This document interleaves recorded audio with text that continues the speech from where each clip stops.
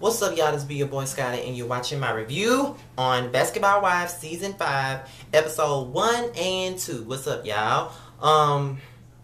Just to let y'all know, this is Monday night, so y'all might be seeing this video. It might be, I think today is, tonight, right now, is Monday night at approximately 8:57 p.m., meaning, what I'm saying is the video will be dropped probably Tuesday or Wednesday. It's one or the other, but y'all are getting this video late as fuck due to technical issues with my fucking internet, but whatever. You know, I did not do a review on Basketball Wives last week because the shit was boring, okay? It was fucking boring. It was nothing to really talk about. And if I did the review last week, it would have been whack. It would have only been 5 minutes long. And I know y'all don't want me to, y'all probably would have felt cheated if I did that fucking review and it was only 5 minutes long. That's the only thing that I'm saying. So I didn't want to do a disservice to y'all. And plus I was fucking tired all last week. You know what I'm saying? Like my sleeping schedule all off. Like I'm up all night sleeping during the day. Didn't feel like doing no video. I was all the way off my game last week. But I'm trying to get back on right now.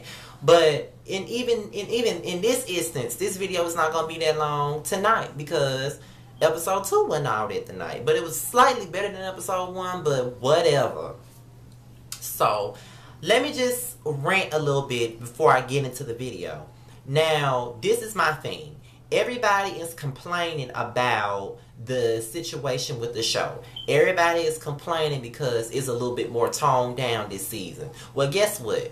Y'all were the ones that complained and complained and complained and complained and complained about the ghetto drama last season. Y'all are the ones who were so offended by Tammy snatching that Keisha Nichols bitch purse in Tahiti, which we all had a right to be, because I was pissed off too. But y'all got pissed off to the point where y'all wanted to, you know, pull out boycotts and threaten to take the show down. And then from that point on, it affected damn near every other show on VH1, because now we don't never get to see the fights because of y'all sensitive asses. So don't complain now. Y'all beg for Evelyn not to be fighting all season, and now y'all got it and y'all don't know what to do with it. Y'all just feel like she on some bullshit now that she ain't fighting.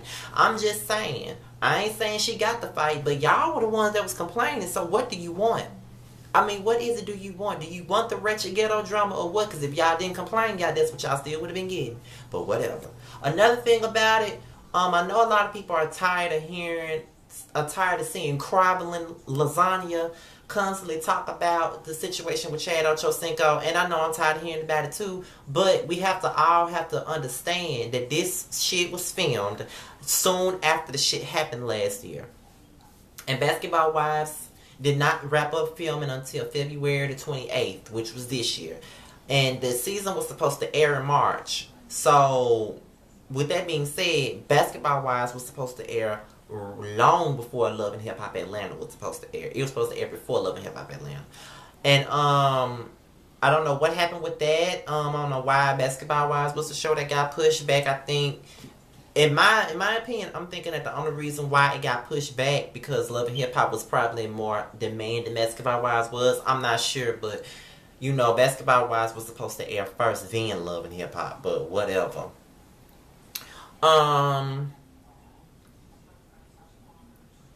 Let me see. Yeah.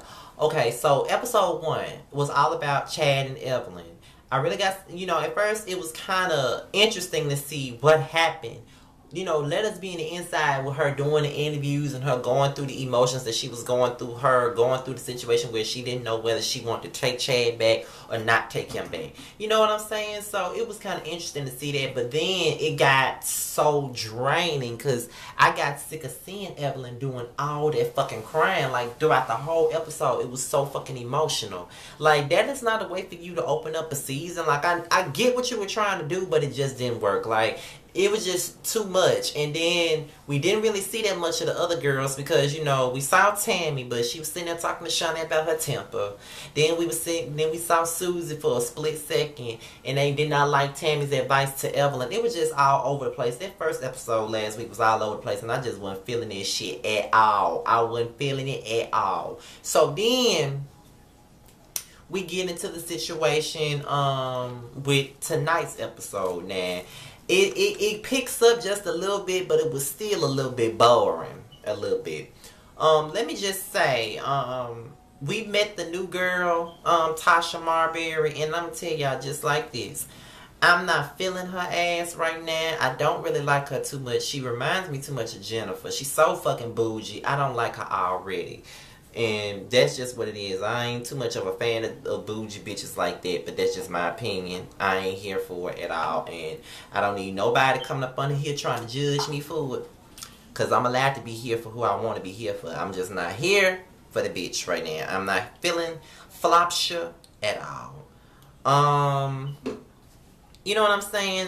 You know, she's pretty much Evelyn's best friend, and Evelyn wants her to get to know everybody else. She pretty much already knows Shaunie, but she doesn't know the rest of the girls. So they pretty much was talking about that. Now Tammy and her daughters, I like that scene. Tammy's daughters are splitting images of her, like when it comes down to facial structure, to the way they talk, their mannerisms. They are all just alike. So, it is what it is. So I kind of like that scene. It was all about Lyric playing the basketball and Jazz being back in the studio. No.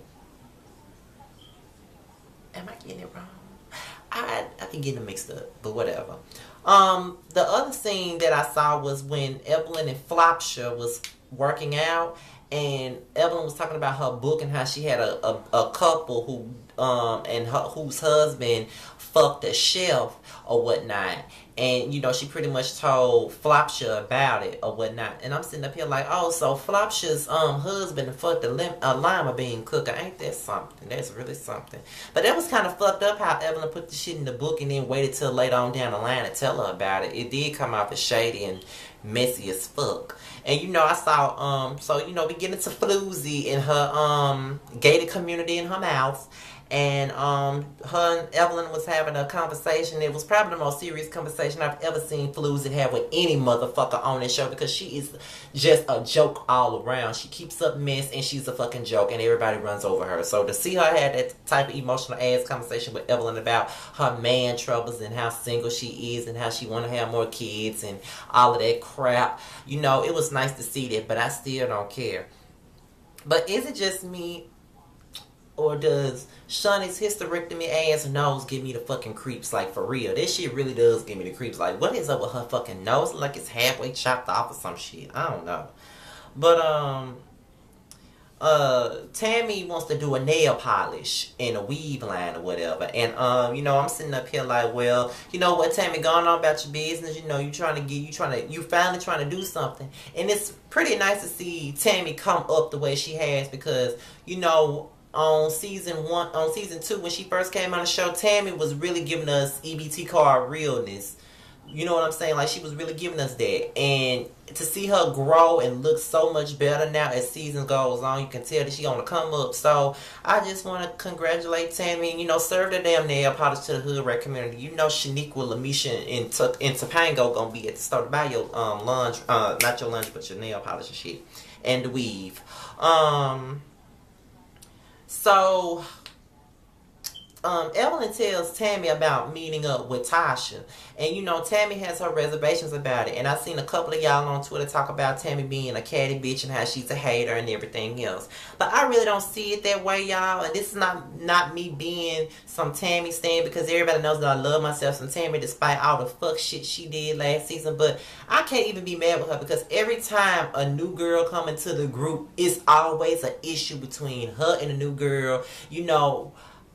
She rubs people the wrong way, and she even admitted that she does. And the only reason why I'm sympathizing with her on that is because I get the same type of flack. You know what I'm saying? Like, I rub people the wrong way too when they first meet me. They think that I'm a snob, or they think that I'm stuck up, and they think that I'm arrogant as fuck because of the facial expressions that I make. But if you've seen my pictures on Instagram, if you follow me on Instagram, you know that I got a meme mug on damn near 85% of my damn pictures. I got a meme mug. So that's not me being arrogant. It's just me. I can easily be counted off as being a smug, arrogant ass motherfucker, even though that's not the case, but that's what people think.